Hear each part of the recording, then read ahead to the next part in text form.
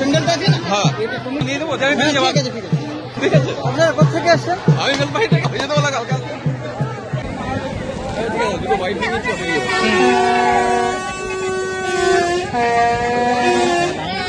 আমরা এখানে পানি খাই।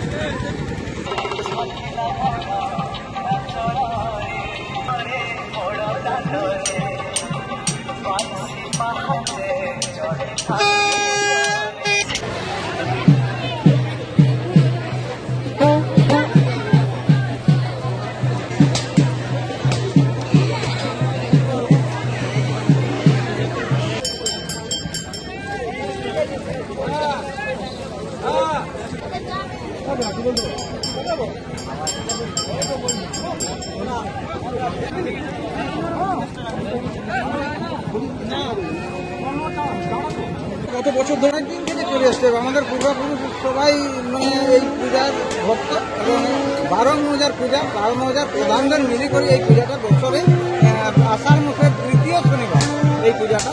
এটা এখানে যে 12 মাস 12 মৌজার যে চাষিগণ আছে, এই চাষিগণের একটাই উদ্দেশ্য ভালো যেন চাষবাস হয়, বৃষ্টি হয়, ভালো চাষবাসের ফলন হয়। এই উদ্দেশ্যেই এই আমাদের এই বাবাকে স্মরণ করা এবং এই পূজার আয়োজন হয়। রাজ্য থেকে আছে, সামনে প্রতিবেশী রাজ্য উড়িষ্যা, বাঙ্গাল, আমাদের ঝাড়খণ্ডে সমাজের লোক এখানে জামায়াত হয়। পাহাড় পুজো হয় অ্যাকচুয়ালি এখানে এই যে আষাঢ় মাস পড়ে গেছে, আষাঢ় মাস পড়া মানে এবারে ধান চাষ শুরু হবে, চাষবাস যাতে ভালো হয়। পাহাড় পুজো মেনলি হচ্ছে পাহাড় মানে প্রকৃতির পুজো, ঠিক আছে।